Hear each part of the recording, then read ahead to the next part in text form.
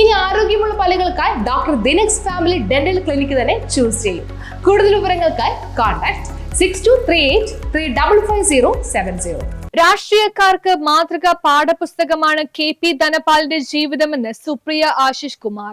Indian രാഷ്ട്രീയത്തിൽ മാതൃകയാകേണ്ട പാഠപുസ്തകമാണ് മുൻ MP KP ധനപാലിന്റെ ജീവിതമെന്ന് കർഷക കോൺഗ്രസ് പറവൂർ നിയോജക മണ്ഡലം പ്രസിഡന്റ് സുപ്രിയ ആശിഷ് കുമാർ അഭിപ്രായപ്പെട്ടു.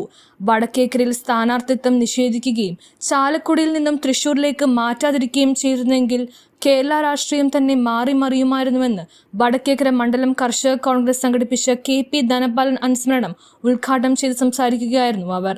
കർഷക കോൺഗ്രസ് മണ്ഡലം പ്രസിഡന്റ് ജോജോ മാനിക്കൽ അധ്യക്ഷത വഹിച്ചു. കോൺഗ്രസ് മണ്ഡലം പ്രസിഡന്റ് MT മതിലാൽ, കർഷക കോൺഗ്രസ് ജില്ലാ ഭാരവാഹികളായ MS രാധാകൃഷ്ണൻ, MD ഉണ്ണി എന്നിവർ പ്രസംഗിച്ചു.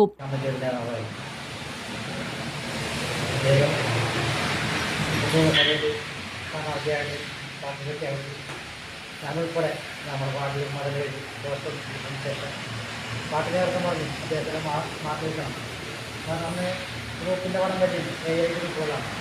ഞാനൊരു കോൺഗ്രസ്സുകാരാണെങ്കിൽ എനിക്ക് ഗ്രൂപ്പിനോട് താല്പര്യമുള്ളൊരു പാർട്ടിക്കാണ്. അപ്പോൾ ഞാൻ ആരാണോ പാർട്ടി നിർദ്ദേശിക്കുന്ന അവർക്ക് വേണ്ടി പ്രവർത്തിക്കുന്ന ഒരാളാണ്.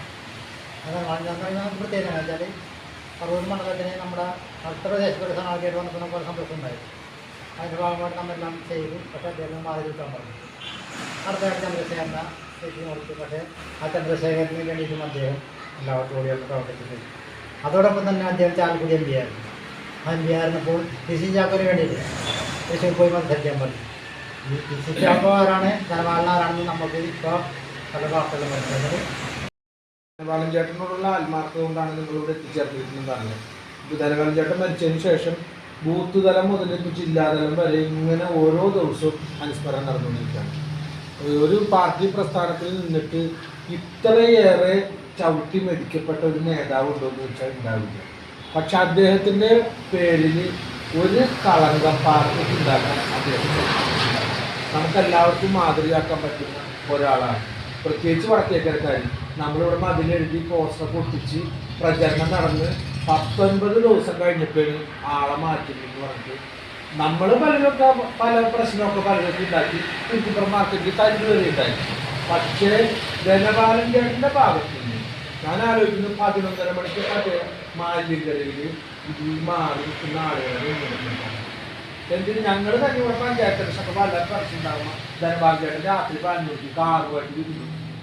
ജോജോ ഒരു കാര്യം കിട്ടുക എന്തൊക്കെ ആയിക്കോട്ടെ, സമുദായം ആയാലും കൊള്ളാം, രാഷ്ട്രീയ ആയാലും കൊള്ളാം, ഗ്രൂപ്പായാലും കൊള്ളാം, നമുക്ക് ഇതെങ്കിലും പഞ്ചായത്തിൽ ഇത്രയും ആത്മാർത്ഥതയോട് മനുഷ്യനാണ് ഞാൻ. മന്ത്രിയാവലും മുഖ്യമന്ത്രിയാവലും അല്ലെങ്കിൽ കേന്ദ്രത്തിൽ മന്ത്രിയാവലും കാരണം പിന്നീട് ഒരിക്കലും അവർക്ക് തിരിഞ്ഞു നോക്കേണ്ട ആവശ്യം വരില്ല. പറവൂര് നല്ല ഭൂരിപക്ഷത്തിലാണ് ജയിച്ചു പോയത്. പക്ഷെ നിർഭാഗ്യവശാൽ അന്ന് കേന്ദ്രത്തിൻ്റെയൊക്കെ നിർദ്ദേശപ്രകാരം AICCയുടെയൊക്കെ നിർദ്ദേശപ്രകാരം അങ്ങനെ മാറ്റി ചന്ദ്രശേഖരനെ കൊണ്ടുവരും. അതായത് ചന്ദ്രശേഖരൻ ജയിച്ചു. കർണാടകൻ്റെ അന്ന് ലീഡറുകാർ നിർദ്ദേശപ്രകാരമാണ് അതൊക്കെ നടന്നത്. AK ആന്റണി ഉണ്ടായിരുന്നു. പിന്നീട് അങ്ങനെ MD ആയി ചാലക്കുടി. പക്ഷേ അതിനുശേഷം അങ്ങേർക്ക് വീണ്ടും ചാലക്കുടി നിൽക്കാൻ സാധിച്ചില്ല. ചാക്കോ കൊണ്ടുവന്ന് നിർത്തി, രണ്ടുപേരും തോറ്റുപോയി. പക്ഷെ അതൊക്കെ കാലക്കേട്. പക്ഷേ KPയുടെ ജീവിതത്തിൽ അന്ന് ആ കാലഘട്ടത്തിൽ അദ്ദേഹത്തിൻ്റെ ചെറുപ്പ കാലഘട്ടത്തിൽ മറ്റേ മില്ലൊക്കെ നടത്തുന്ന അദ്ദേഹത്തിൻ്റെ പങ്കച്ചേട്ടനാണ് മില്ലൊക്കെ നടത്തുന്നത്. അദ്ദേഹത്തിൻ്റെ അച്ഛൻ ഒരുപാട് പുസ്തകത്തുണ്ടായിരുന്നു.